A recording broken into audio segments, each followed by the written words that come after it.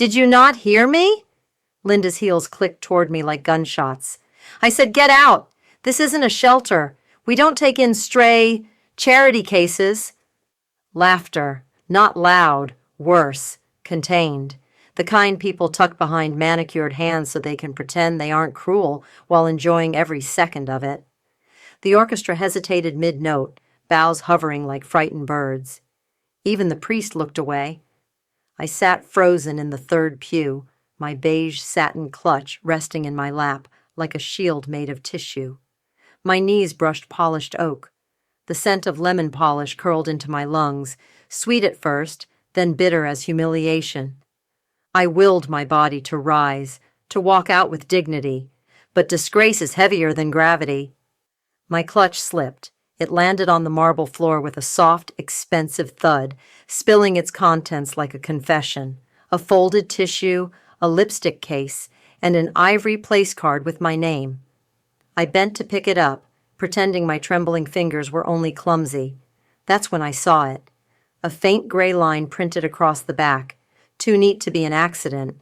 Final balance confirmed, 09:42 a.m., Ballroom B.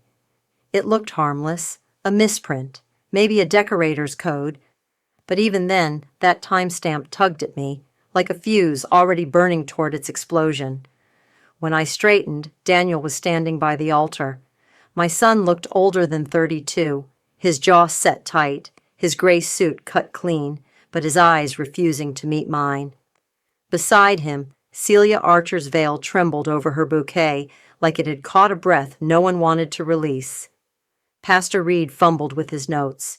The quartet tried to find its rhythm again, bowing through fear. I mailed the deposit, I whispered to no one. The words felt like an apology wrapped in disbelief. Linda Archer's hand still clutched her champagne flute. Her manicured fingers shook, but her smile had already rearranged itself, polite, poisonous. She turned her back to me like I was a stain on her silk. The ushers exchanged helpless looks. All eyes drifted toward Victor Miles, the wedding planner in his silver headset. He glided forward, every movement rehearsed, and said, "Let's keep everything beautiful, shall we?" As though beauty could cover truth, the way frost hides rot. The ceremony stumbled forward. Every word of the vows sounded hollow, the pastor's voice thin under the weight of what had already been spoken. My heart pounded against my ribs, not from anger yet, but humiliation, the kind that burns from the inside out. From the corner of my eye, I saw a guest lean to her friend. "Didn't even pay for her seat," she whispered. The other woman laughed, soft and sharp. Their perfume drifted over like rot disguised as roses. I pressed my knuckles against my lips, tasting lipstick and salt. Daniel's hand found Celia's, and he squeezed twice, our old signal since he was a boy. Hold on. I wanted to believe that squeeze was meant for me, but the way his eyes softened toward his bride told another story. When the ceremony finally dragged to its ending, the applause came like scattered rain, polite, confused, unwilling. The air thickened with lilies and champagne, sweetness heavy enough to choke. I gathered my clutch and that strange ivory card, feeling its edges warm under my palm as if the paper itself had a pulse. Final balance, confirmed. Those words beat inside my head like a clock. As the recessional began, a young server passed by, tray balanced, eyes down, the look of someone who knows too much to speak. He leaned slightly, voice barely above a breath. "Ms. Harlow," he said, "accounts asked for you, room 614. He moved on before I could reply, leaving only the scent of citrus cleanser and candle smoke behind him. I rose slowly, pretending composure. The corridor outside shimmered with hundreds of votive candles, their flames bending in the hotel's air conditioning. The smell was wax and ocean salt. The sound, my own footsteps muffled in carpet thick as secrecy. Every step toward that elevator felt heavier, like I was walking deeper into someone else's plan. The mirrored wall beside the elevator reflected a stranger, a woman standing too straight for comfort, clutching a place card as if it were proof she still belonged somewhere. My face looked older, thinner. The makeup I had so carefully applied at dawn now cracked faintly at the corners of my eyes. I turned the card over again. 09:42 a.m. What had been confirmed at that hour? My stomach twisted around the question. The elevator opened with a sigh. I pressed the button for the 6th floor. The doors closed, sealing me in with my reflection. For those few seconds, I wanted to cry, but couldn't. I had cried enough in private these last 2 years, since the divorce settlement that never quite arrived in full. I had sold the house, downsized, and poured the last of my savings into Daniel's wedding deposit because family was worth something. At least, I thought it was. When the elevator chimed, I stepped out into a hallway lined with linen carts and trays of half-empty glasses. Somewhere nearby, the muffled laughter of the reception rose and fell like a distant tide. A printer hummed behind one of the doors, spitting out pages with a faint scent of ink and glue. I followed that sound to a door marked Accounts, Private. The knob was warm, as if recently held. Inside, light spilled too bright across polished desks. Papers were stacked in precise towers. The hum of machinery filled the silence, that same rhythmic printing, steady as a heartbeat. A woman looked up. Her badge read, Hope Lane. She had the calm of someone who'd seen too many mistakes to be surprised anymore. "You must be Mrs. Harlow," she said gently.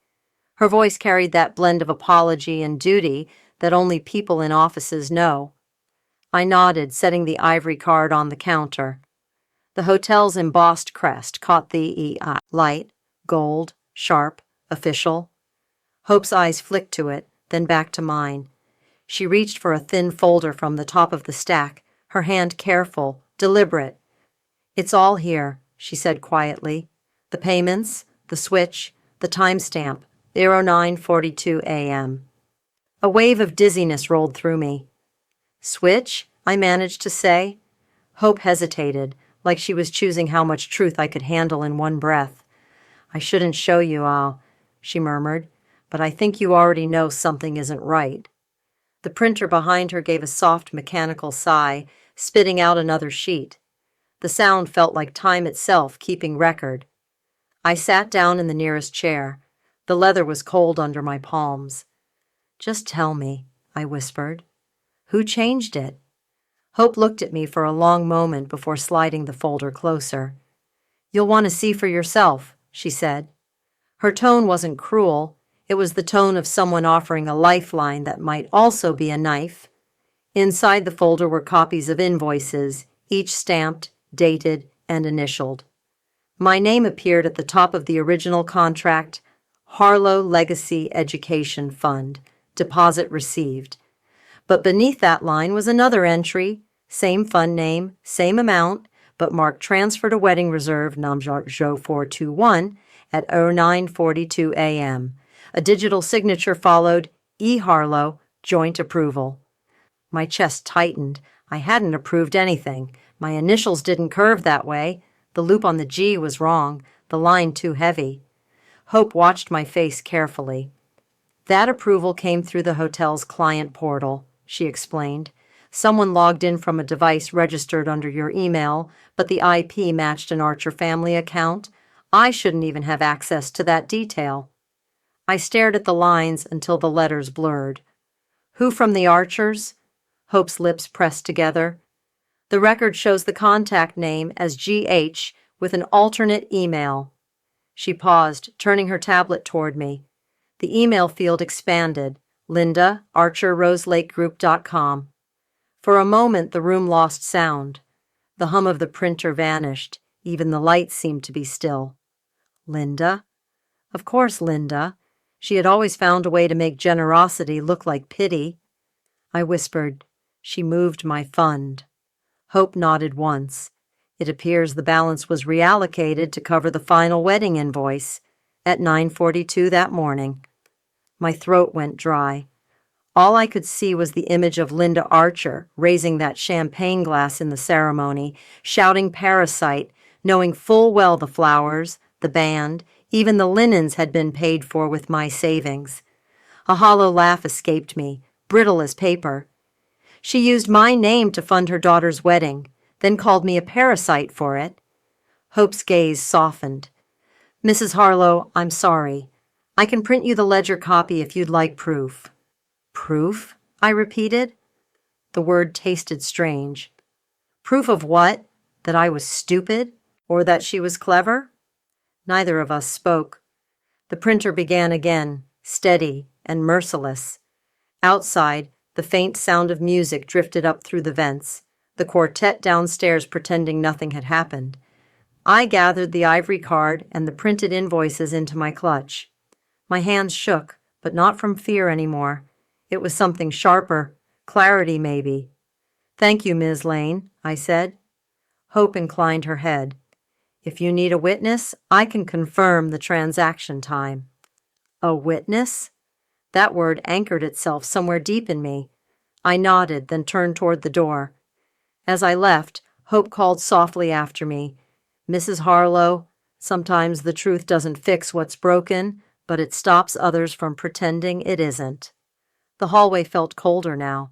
The votive candles flickered along the walls like they were trying to speak. I could still hear faint laughter from the ballroom below. Careless, expensive laughter. Each step I took echoed louder than the last, until even my pulse seemed to sync with it. When I reached the elevator, I caught sight of myself again in the mirrored door. Same woman, but her eyes held something harder, steadier. I pressed the button for the main floor and waited as the doors closed. I wasn't sure yet what I would do. All I knew was that beauty could wait. Truth couldn't. Downstairs, the music swelled into a waltz. Glasses clinked. The crowd cheered. Life continued as if I hadn't just discovered the theft of my own dignity. But before I could step into the noise, my phone buzzed. A message from Daniel. Mom, please don't leave. I need to explain at the mic. I stared at the words until they blurred into light. For the first time that day, my tears came easily, not of weakness, but of release. Maybe my son had seen through the lies too. Maybe this was his moment. I tightened my grip on the clutch, the invoices rustling inside, and walked toward the ballroom doors. Because whatever was about to happen next, it would happen in the open. I found myself in the hush of the 6th-floor corridor, following the steady hum of a printer that never seemed to rest. The door marked Accounts, Private, stood slightly ajar, pale light spilling out like evidence escaping its box. As I stepped inside, the air tasted of toner and old ledger dust, and I wondered if truth always smelled this sharp, this alive. Hope Lane looked up with practiced calm and slid a stapled stack across the desk. My fingers trembled over the top invoice, feeling the cool tooth of the paper like a warning. The printout began with the same time stamp that haunted me. Final balance, 09:42 a.m. Beneath it, 2 entries sat side by side, identical except for the verdict. One stamped paid, the other void. I traced the column for wedding reserve Giro 401, heart pinning itself to my ribs. That number was the key. It shimmered on the page like a beacon in murky water. Hope drew a breath and pointed to the memo, line, voice, low. See this? I leaned closer and read it aloud, each word a blow. Transfer, Harlow Legacy Education Fund. My mother's voice echoed, that fund is for his future. The letters blurred before me, and I tasted copper fear rising in my throat. A mother's promise, spun into financing for someone else's celebration, hung in the air like confetti yet to fall. The soft whir of the printer provided a cold accompaniment as I scrolled through my banking app on my phone, double-checking every alert. There, a wire initiated last week, large enough to stagger me, marked approved by E. Harlow, joint. I stared at the screen, heart thundering. My initialed approval glowed back, but I knew that looped G was wrong. My real signature lifted. This one sagged like a wilted petal. I snapped a photo with hands that shook faster than my pulse. Hope's eyes held mine with a hint of regret as she brought up the hotel's internal ledger on her tablet. She tapped a QR code printed at the bottom of the page, and lines of data bloomed on the screen. Private benefactor, GH. Notification email, Linda Archer. My breath caught, tasting bitter salt. Linda Archer's email address sat there clear as day, linking my name to the Archer family's generosity. My heart lodged in my throat. I felt as though the floor had tilted beneath me. Outside the office, laughter drifted from the reception, a careless soundtrack to my unraveling. I closed the door gently, leaving the invoices and Hope's soft apology inside. The corridor smelled of wax from votive candles and the faint tang of salt through a slightly open window. Each step back toward the grand ballroom felt heavier, as if I carried the weight of every nickel misdirected that morning. The world beyond the door seemed to spin without me. At the ballroom entrance, Victor Miles intercepted me, smooth as always, voice careful. He offered a hotel-branded water bottle. "Stay hydrated, Mrs. Harlow." But I shook my head. The place card from the aisle was now in my clutch beside the invoices. The scent of crushed rose petals drifted from the flower arrangements, sweet and mocking. Servers in crisp uniforms wheeled carts of champagne, oblivious to the ledger that accused them. I passed through the throng like a ghost. Daniel's text buzzed faintly in my pocket. "Mom, please don't leave. I need to explain at the mic." I read it under the chandelier's glow, heart knotted between relief and dread. He wanted to speak, to set the record straight. My own son was willing to uncover what his bride's family had hidden. The soft patter of guests' shoes on marble sounded too loud. I slipped the invoices and the place card back into my clutch and squared my shoulders, stepping toward the stage. As I reached the microphone stand, I saw Celia catch Linda's eye, and Linda's face went pale. Then Daniel's silhouette appeared center stage, and the room's stillness tightened. He pressed the mic to his lips and said, "Before we toast, I need everyone to see who really paid for this wedding." Victor Miles intercepted me just outside the ballroom, his planner's badge glinting under the chandelier light. He offered a polite nod and said, "Grace, perhaps we can discuss this somewhere more private?" His smile was smooth, but I saw the tremor in his fingers as he held up his tablet. I folded my arms, tasting the same saltwater fear that followed me all day, and whispered, "The answers are already on your screen." Inside the mirrored alcove, the hum of the ballroom felt distant, muted by paneled walls and velvet drapes. I watched Victor tap open his device, and a thread of emails unfurled before my eyes. Subject line, coverage confirmation, attachments named Education, Fund ACH PDF, and MotherOptics.docx. My heart pounded like a drum announcing betrayal. I could practically feel the photons of truth flicker across the glass, exposing every coded instruction. "Mother Optics," I murmured, sliding closer. The word tasted bitter in my mouth, like charcoal. Victor's face paled as I read aloud the memo. "Frame the mother as emotionally absent. Highlight Archer's generosity." His practiced calm cracked, and I smelled the hint of sweat beneath his cologne. The mirrored pillar caught his reflection, a man trying to erase a woman with policy and pixels. At that moment, Linda Archer swept into the alcove, either drawn by the tension or determined to contain it. Her gardenia perfume hit me like a warning flare. "Grace," she said, voice trembling, "this isn't what it looks like." I held up a server's slip I'd pocketed earlier. "Tip bundle reimbursement. Source, GH, verified by VM." Linda's lips pressed into a line, and Celia hovered behind her, bouquet clenched as though it might shield us. Behind us, the quartet's crescendo pounded through the walls, but inside our bubble, time slowed. I glanced at the vendor envelopes lined up on the sideboard, each stamped Archer Family until 0942, then switched to GH Reserve in neat type. The room's hum became the whir of a machine calculating loss. Victor reached out, tablet trembling. "I was only following orders, Ora," he managed, but his words lay flat against the ledger's weight. I folded the printout of the internal ledger and tucked it into my clutch alongside the ivory place card. Each document was a breadcrumb on the path back to my dignity. Pastor Reed's soft murmur echoed from the nearby arches.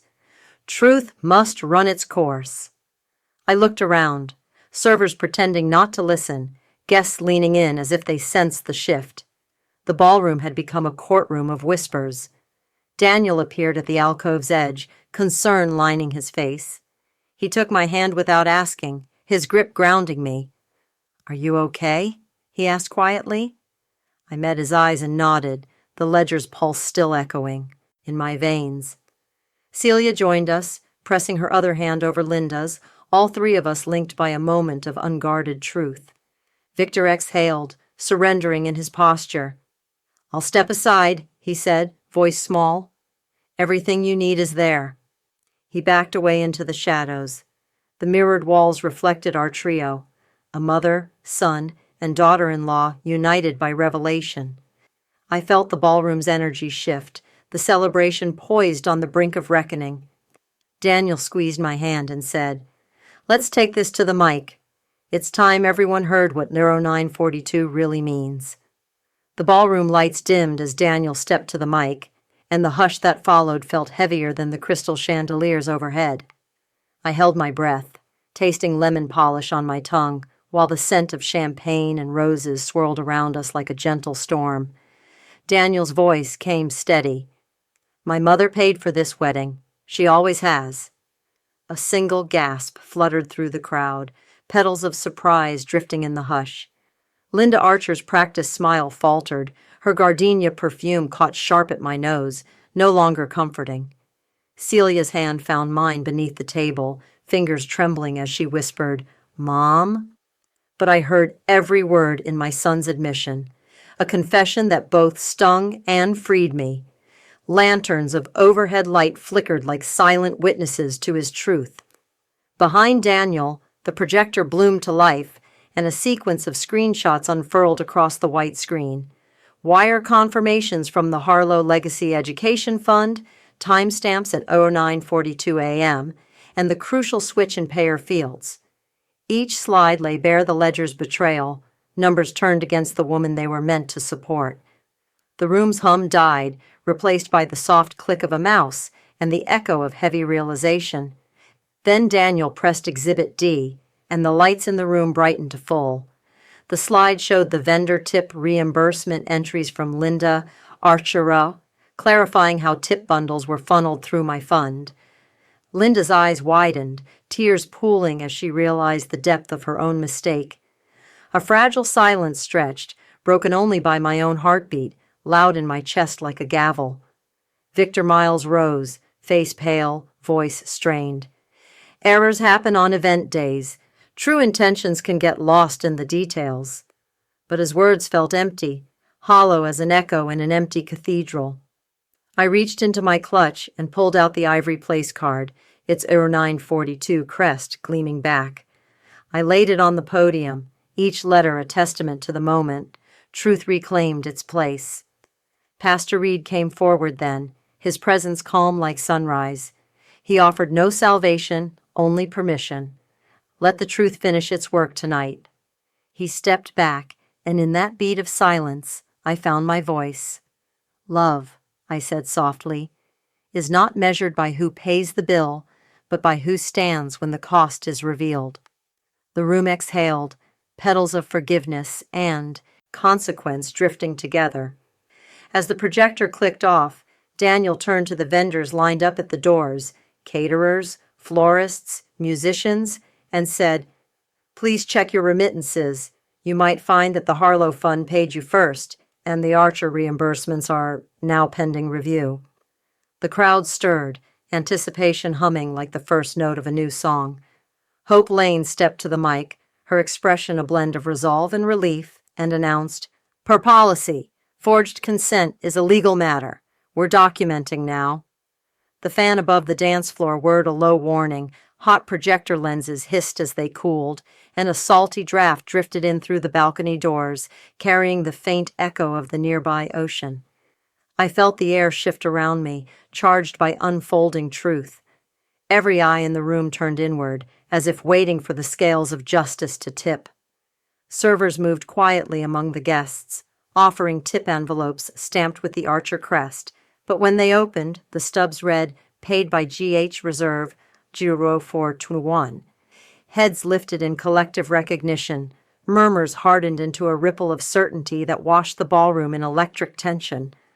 My heartbeat thundered in concert with the shifting tide of reaction, my pulse a metronome marking the moment love's ledger became the night's revelation. Vendors exchanged glances, whispers of betrayal threading through the crowd like confetti scattered by a gust. At Hope's gesture, she forwarded the 0942 ledger and the Mother Optics DocX memo to every vendor email on file. Screens across the room glowed like lanterns, guiding lost souls back to reason, each display confirming the planner's blueprint for my erasure. I saw phones lifted, jackets shifted to catch screens, and a hush fall over the tables as the documents circulated. The ledger's stark columns and the memo's cold instructions shone with brutal clarity. My fund had been repurposed to cover debts I never owed. Linda Archer reached for Celia, her arm a trembling question, but Celia instinctively stepped back and whispered, "You told me your bonus paid for this." In that single breath, Linda's mask cracked, revealing a mother torn between status and truth, less monster than woman carried off by pride. Her eyes were streaked with regret as she realized the cost of her ambition. I recognized her vulnerability, a woman who had traded love for optics, now facing both in the same room. Victor Miles lowered his tablet as though its weight finally struck him, and his PR-perfect voice fractured.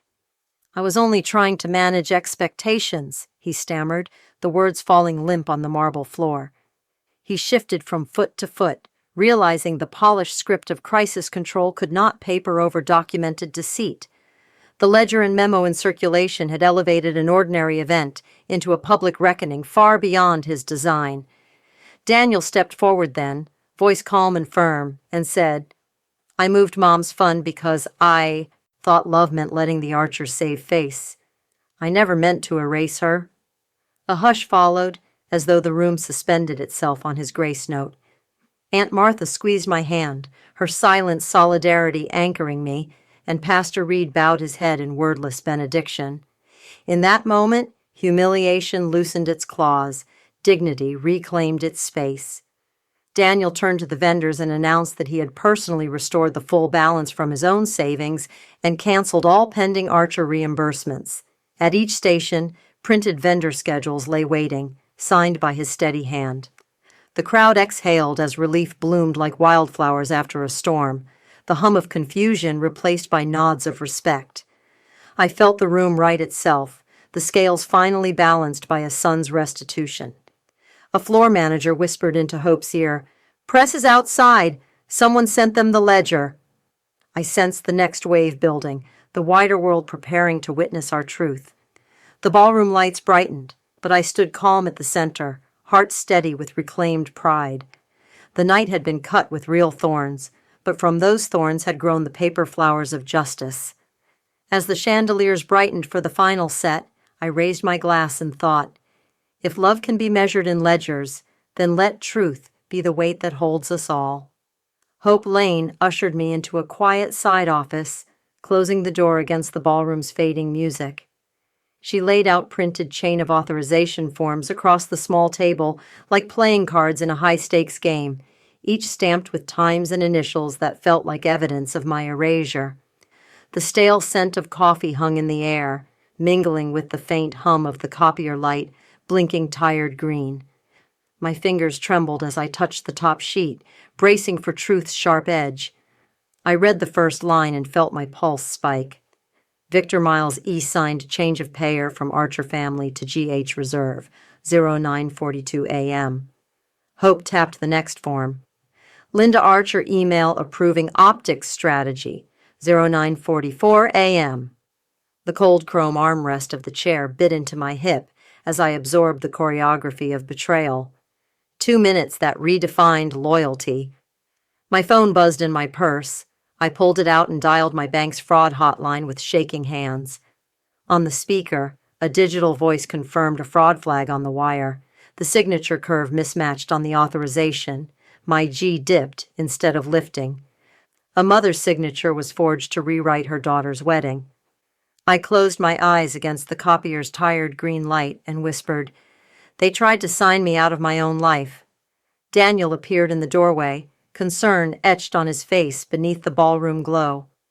"Mom, are you going to press charges?" he asked in a low voice that still held a quiver of boyhood. Before the ache in my chest could swallow me, my mouth formed the word, "Yes." It landed between us with unexpected clarity, an oath to truth and a promise of consequence. Pastor Reed followed Daniel in, his clerical collar and gentle eyes offering quiet counsel. He spoke softly about justice without spite, reminding me that retribution need not harden the heart. I let the weight of his words settle, nodded, and chose paper over pity. Each form on the table would become a testament, not a weapon, and I vowed to wield them with integrity. Hope printed affidavits for every vendor and hotel representative. Aunt Martha offered to witness each signature. The air smelled now of fresh ink and determination rather than dust and betrayal. We prepared bundles of statements to send to the press, banks, and the district attorney's office. My chest felt lighter as the truth found its proper channels, each stapled packet a victory in ink and paper. Then the security guard's radio crackled outside the door. "Ma'am, Linda Archer is on her way with counsel." I straightened in my chair, cool resolve settling over the sting of betrayal. My gaze flicked to the chain of authorization forms, no longer cards in a rigged deck, but proof of my steadfast claim. As footsteps approached, I lifted my chin, ready to face the next chapter of this reckoning.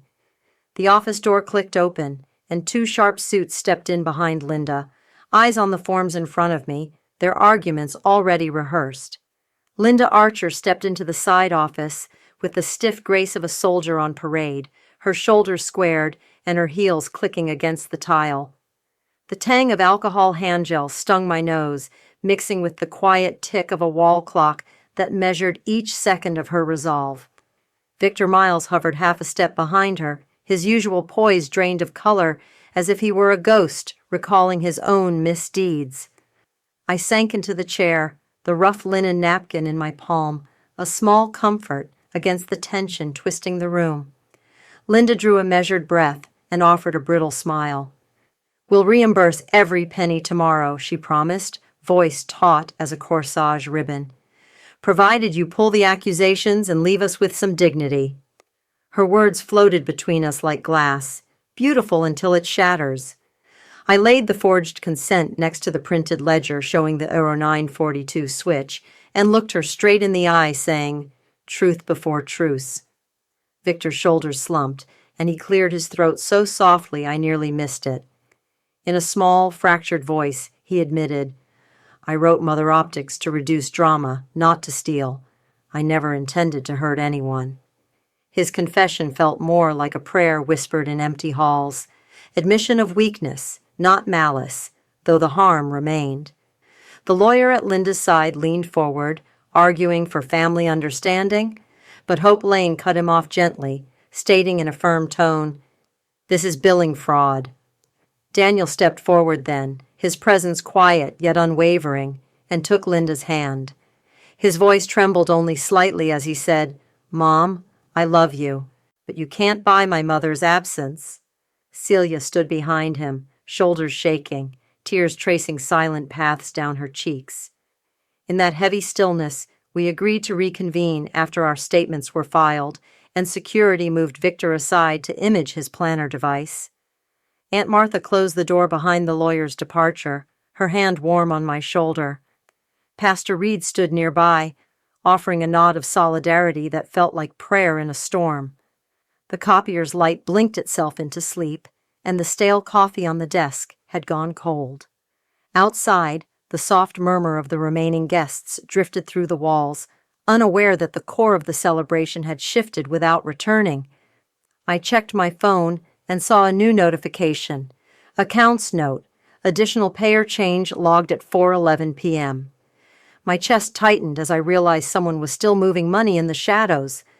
The ledger on my desk no longer held all the answers. Someone had rewritten the script again. I tucked both forged consent and the Aero 942 pages into my clutch and rose, ready to follow this new trail wherever it led. As I stepped toward the door, the soft click of my heels echoed, and I whispered to myself, just one more truth left to uncover. I stepped onto the balcony, and the ocean exhaled around me, a steady, briny sigh that seemed to match the tremor in my hands as I gripped the brass rail. Salt spray stung my lips with each gust, and the rail felt impossibly cold beneath my fingers. Through the open doors, I could feel the bass from the ballroom pulsing through my soles, a distant heartbeat of celebration that felt discordant against the tension knotting my chest.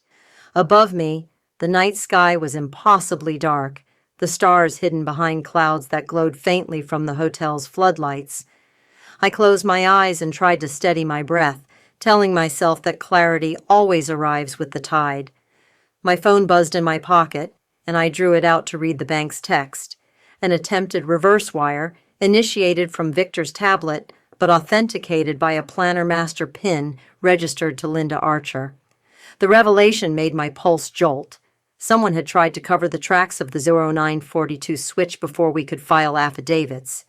I felt ice flood my veins, the world narrowing to the glow of my screen, and the knowledge that the real battle was far from over. The ocean's lullaby seemed to falter for a heartbeat, as if nature itself had paused to take in the scope of human deceit. Daniel emerged behind me, his apology and resolve etched in the tight line of his jaw and the clarity in his eyes. We spoke in short truths, not long excuses. "Mom, can we finish this together out loud?" he asked, and I nodded. I told him how the house I sold after his father's death had seeded that education fund, the very fund he trusted for his future. He folded his hands around mine, understanding deeper than pride, and squeezed until my bones felt steady.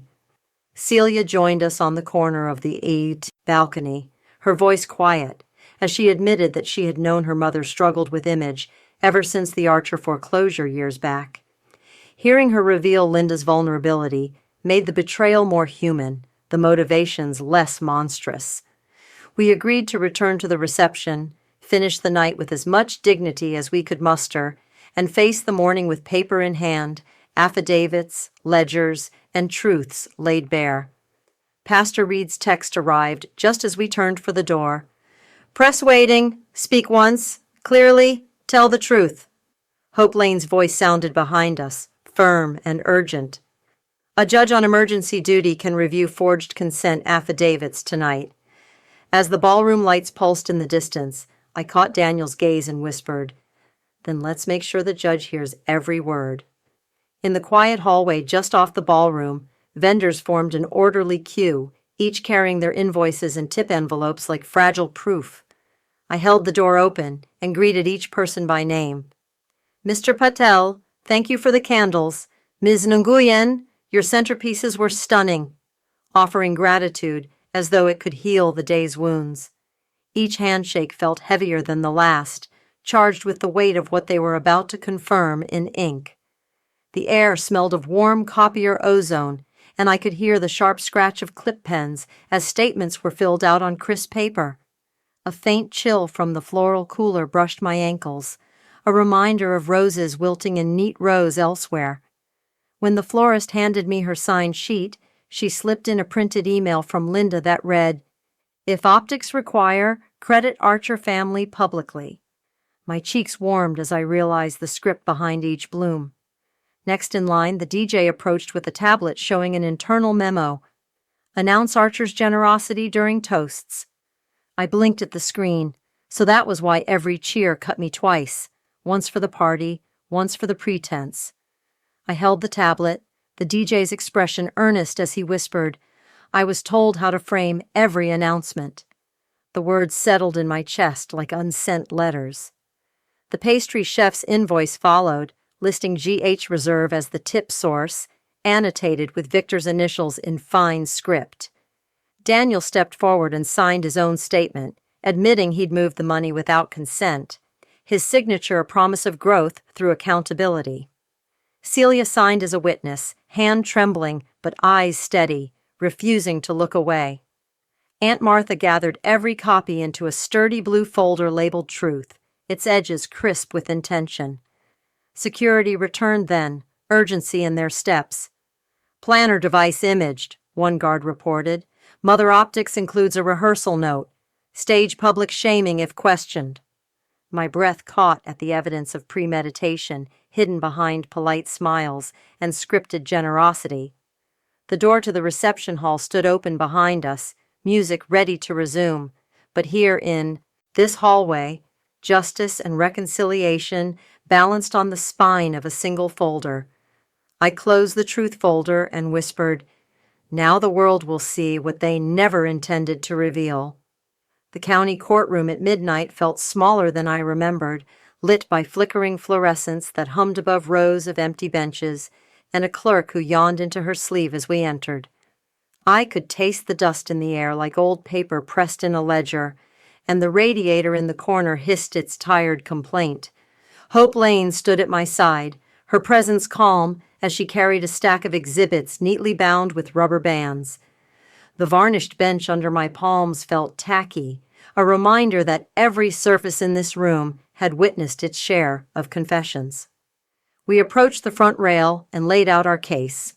The forged consent form with my signature loop dropped instead of lifted, the 0942 logs time-stamped and irrefutable, device images from Victor's planner detailing Mother Optics, and vendor statements collected in the truth folder.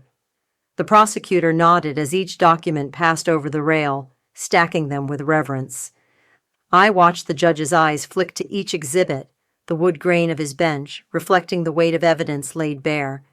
Every item felt like a severed promise, cataloged and unmasked under stark courtroom light. When the judge asked for my signature history, I produced my driver's license, opening it to show the curve of my G, lifted elegantly as it always had been. He leaned forward, peering at the plastic card through reading glasses, his frown deepening as he compared it to the forgery before him.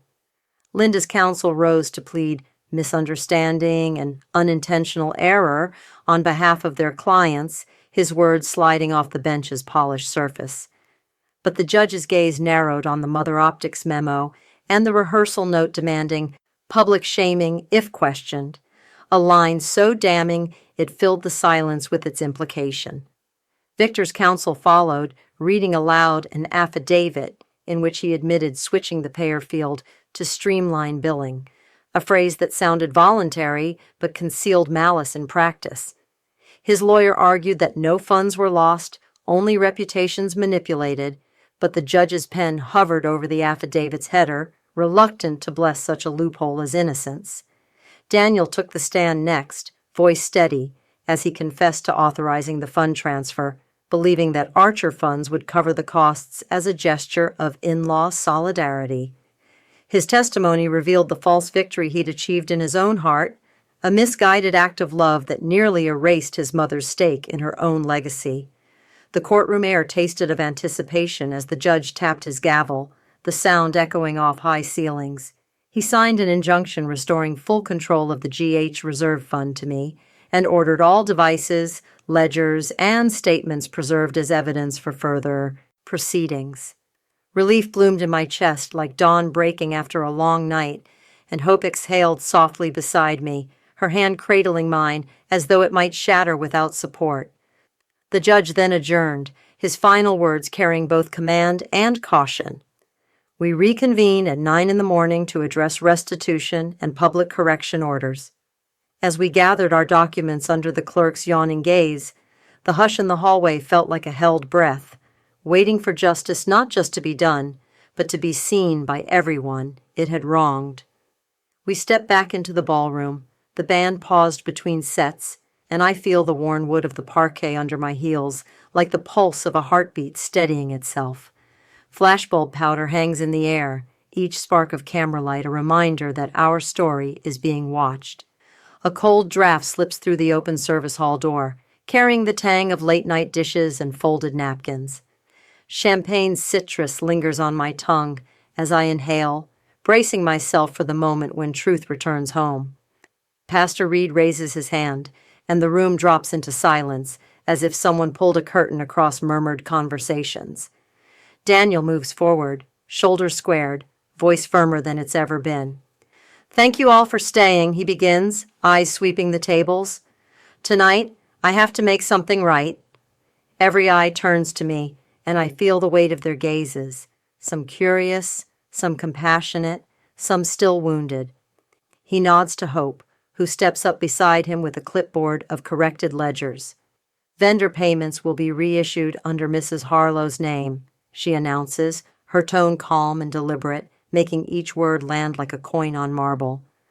"Archer reimbursements are paused pending review." A murmur ripples through the guests, the shuffle of chairs, a soft collective exhale. I press my hand to my chest, feeling relief bloom like dawn. Linda sits 2 tables back, her shoulders hunched, eyes red but unspoken. I catch Celia's hand, gripping her mother's, not to shield, but to steady her. In that simple gesture, I see love strained but not broken. Victor lingers near the vendor board, face pale, gaze falling to the floor. He lifts his head and says into the hush, "I will resign from the vendor board effective immediately." His voice cracks, revealing the weight he's carried in his own conscience.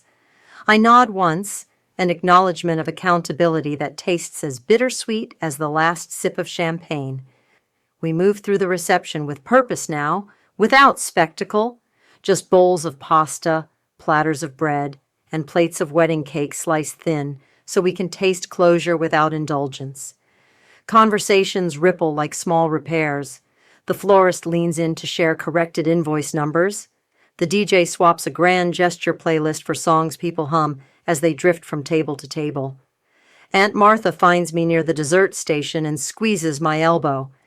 "Eat something," she murmurs, and I take a small bite of cake, its contained sweetness a reminder that honesty doesn't need ornamentation to satisfy.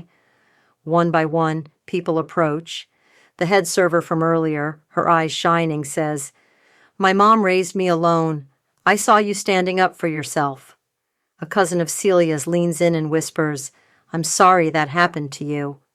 I offer a short, genuine thank you, because grief and relief are alike in that they leave little room for anything but simple truth.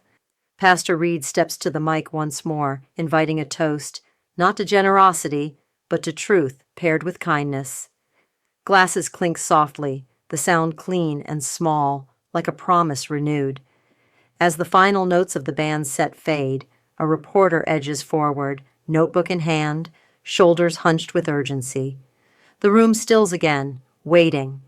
He lifts his pen and asks plainly, "Mrs. Harlow, what did 0942 teach you?" I inhale that question, letting it settle in the silence. Then I answer, "That love without truth is a receipt that won't clear." My words hover in the air, a ledger balanced at last yet open for reflection. The reporter's pen pauses mid-scratch, and in that pregnant moment, I know our story has shifted. There is no going back to unpaid balances or hidden transfers. The spotlight dims, but the lesson stays bright in the flash of every camera. Sunlight trickles through sheer curtains, painting stripes of gold across my bedspread and landing on the ivory place card I couldn't return to its box. I sit upright, the world hushed, with coffee warming the inside of my mouth and the memory of last night's ballroom murmurs heavy in my chest. On the bedside table, the newspaper's headline glares back at me. "Mistaken payments corrected at Archer Harlow wedding. A relief wrapped in ink." Beneath it, a grainy photo of the 0942 ledger feels like proof that truth has a face. I lift the steaming mug, inhaling coffee's bitter steam, then run a fingertip along the cool tile by my bare feet as I stand. The page crinkles beneath my palm. I read the inside story listing 5 vendors who confirm GH as payer, complete with a still of the ledger, time-stamped 0942. My heart flutters. This micro-reveal cements the public record, and the world knows what I already felt in my bones. I tuck the paper under my arm and cross to the window, watching palm fronds sway in a morning breeze. Daniel's soft knock startles me. I turn to see him in the doorway holding a banker's check folded in its envelope. He offers no explanation or apology, just sets it on the table beside the morning's mail and retreats. I unfold the check, the exact sum he'd redirected, now restored. His action is quieter than any speech, a son taking responsibility in gesture rather than words. I tuck the check into my desk drawer labeled Legacy, closing it with a gentle click. A buzz from my phone draws me back to the table. A message from Celia reads, "Love you and meeting Mom." For counseling today. Her words hold both comfort and uneasy hope, a micro-reveal that healing must ripple outward. I type back a heart and lean against the counter, listening to the kettle's soft whistle and the slow hum of a refrigerator cooling last night's champagne flutes. Even domestic sounds feel charged with possibility now. At my desk, I open my laptop and draft a formal complaint to the county clerk, detailing the forgery and attaching scanned exhibits. My fingers tremble slightly as I click Send, the digital signature on the document as real as any notarized seal. Pastor Reed's gentle voicemail plays when I check messages.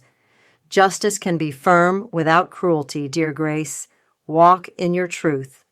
His words settle over me like a shawl, guiding me to temper triumph with mercy. Moments later, a ping tells me Hope has emailed the final corrected ledger for my records.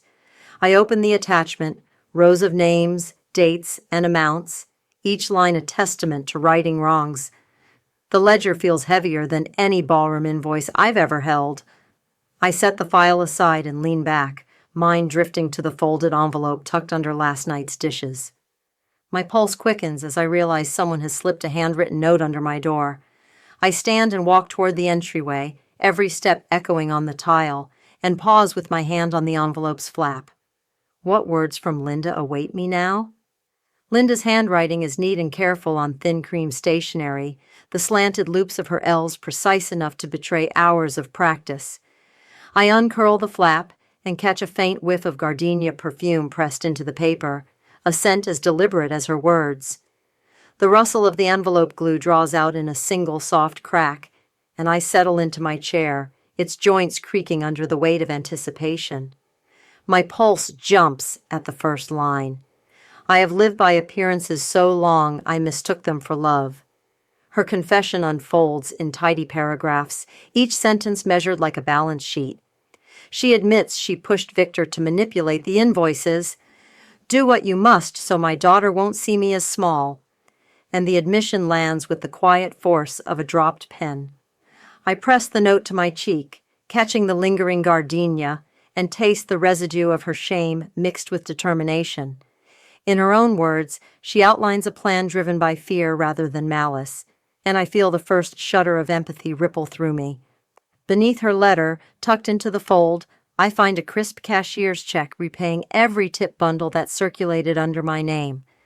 Alongside it is a handwritten list of 5 vendors she vows to meet in person and apologize to: the florist, the photographer, the pianist, the caterer, and the DJ. This micro-reveal fastens her regret to concrete action, anchoring her words in restitution. I hold the check and list together, letting their weight settle in my palm like the final piece of a fragile puzzle. My phone buzzes. I dial Linda's number with trembling fingers, and she answers in a low, wrecked voice. Neither of us offers platitudes.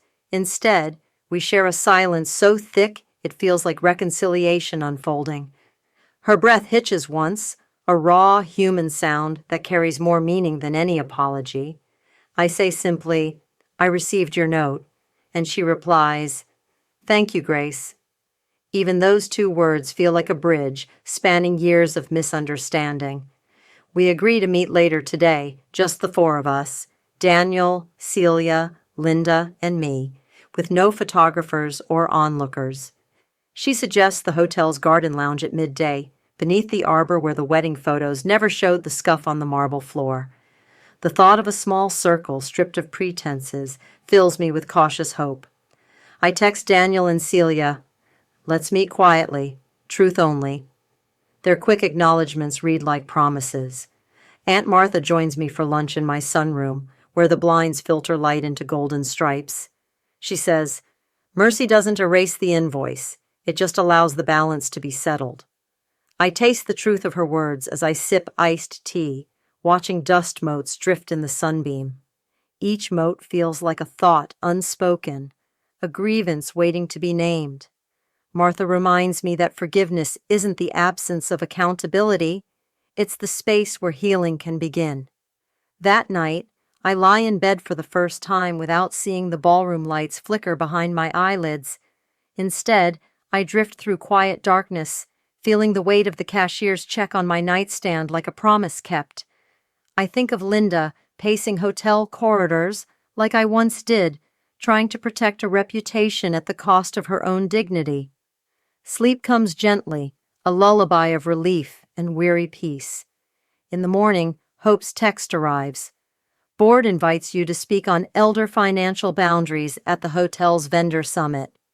My chest tightens, a new challenge stretching before me. The invitation carries the scent of opportunity and obligation, like gardenia on fresh paper. I fold Linda's note and place it in my desk drawer alongside the ledger and the ivory place card, each item a testament to this journey. The pieces are arranged. Now it's time to tell the next chapter. As I close the drawer, my phone unlocks to a calendar alert marked Vendor Summit Keynote 10 to 20, and I realize the auditorium will be filled with the very faces I've fought for. How will I stand before them, not as a victim, but as a voice of hard-earned wisdom? At the Vendor Summit, I stand behind a chrome lectern and breathe, the polished metal cool against my palm. The hall's lights feel sharp, but I steady myself by pressing my fingertips into the smooth cue cards stacked before me. A hush falls as the microphone amplifies my inhalation, turning it into a quiet confession. The scent of citrus cleaner drifts through the room, mingling with the faint perfume of fresh flowers at each table. I raise my eyes, meet the first row, vendors whose names I now know by heart, and I begin. "I'm Grace Harlow," I say, voice low enough that the microphone trembles, and I nearly lost my place in my son's story at 0942. I recount the ivory place cards wobble down the aisle, the hush that followed Linda's outburst, and the ledger entry time-stamped 0942 a.m. I describe the forged G on the consent form, the way my signature dipped instead of lifted, a detail so small it felt invisible, until it wasn't. Each revelation lands like a note in a requiem for honesty, and I watch nods ripple through the audience. Mid-sentence, I catch movement in the back row. Victor sits with eyes down, shoulders hunched, as if trying to fold himself out of sight. Beside him, Linda and Celia sit hand in hand, faces composed but solemn. Daniel stands at the side with a camera, recording this moment for our family archives, a silent witness to the healing we've forged from fractures. I click the remote, and a slide appears, a simple triangle labeled Love, Money, Truth. "Remove one side," I say, tracing its edges, and the remainder bruises under pressure. A hush deepens. The metaphor resonates because we've all felt the jagged edge of love compromised by unspoken debts, and the crowd sits forward in their chairs. When I finish, I invite questions. A florist asks how to ensure consent is properly documented. A caterer wonders about the hotel's role in flagging suspicious billing changes. Each question circles back to the need for transparent communication and clear audit trails. My answers reference the best practices sheet Hope and I drafted: mandatory dual sign-off for fund changes, a shared vendor portal for payment tracking, annual ethics training for planners, and a helpline for family members to report concerns. As the Q&A wraps, Hope steps up, carrying printed copies of the best practices sheet co-signed by our hotel's vendor summit committee. Vendors leaf through the pages, their faces shifting from caution to relief, as if the weight of unseen risks has been lightened by guidelines they can follow. I step away from the lectern and gather my cue cards, feeling the cool metal slide free from my grip. A soft murmur of applause rises, genuine and unforced. I tuck the cards into my folder, the pages now a record of both pain and purpose, and I catch Pastor Reed's eye at the room's edge. He comes forward and lays a hand gently on my shoulder. "One more statement remains, your own," he says. I look down at my folder, then back to the vendors, and realize the final reckoning is not in policies or payments, but in the words I choose to live by. Weeks later, I sit by my window with coffee cradled in my hands, the morning surf drumming a steady rhythm against the shore. Sunlight warms the weathered wood grain of the railing beneath my palm, and gull cries drift across the breeze. My gaze drifts to the desk, where a certified letter rests, its crisp edges bearing the hotel's seal. Inside, the final restitution of small fees and comped vendor credits waits quietly. No drama, just the soft click of closure. I lift the letter and trace its lines, tasting the steam from my mug as I read the itemized list. Each reimbursed fee feels like a small victory, and I breathe deeper, letting relief settle into my bones. In that moment, I know that justice can be measured in numbers and in the spaces between broken promises and restored integrity. This micro-reveal reminds me that sometimes closure arrives quietly in paper form. Later, I prepare a donation to the local Elder Legal Aid Fund, an act of gratitude for every parent taught to shrink themselves at their child's milestones. I draft a short note explaining how law and dignity can coexist, then seal the donation with a promise to stand taller next time. The act of giving feels like planting a seed in fertile soil, a gesture that transforms personal wounds into collective strength. That afternoon, I recorded a closing monologue for my channel. They tried to sell my place in my son's story, I say into the camera. All I did was show the receipt of love. My voice trembles with emotion, but I hold steady, knowing that sharing this truth may help others find their own courage. As the camera stops rolling, I lean back and watch the memory of courtroom lights fade into something softer. A package arrives at the door, the wedding album, bound in white linen and tied with a silver ribbon. I open it to real smiles, Daniel and Celia laughing under the arbor, unguarded and whole. There are no captions about who paid, only moments captured in honest light. I place the ivory place card into a drawer labeled Keep, not as a wound, but as a key to remembering how fragile beauty can be. Justice doesn't return what's stolen. It restores what's true enough to live on. I trace my finger over that sentence, letting its quiet power settle around me. The room feels warmer now, filled with memories reclaimed and possibilities unbroken. If someone tried to buy your place in your family with your own money, would you fight to be seen or to be believed? As you've walked this journey with me, I invite you to share your own stories of truth and dignity in the comments below. If this tale moved you, please like, share, and subscribe so we can build a community where honesty always clears the ledger. Hit the bell for notifications. Let's keep these conversations alive because every voice deserves its own spotlight.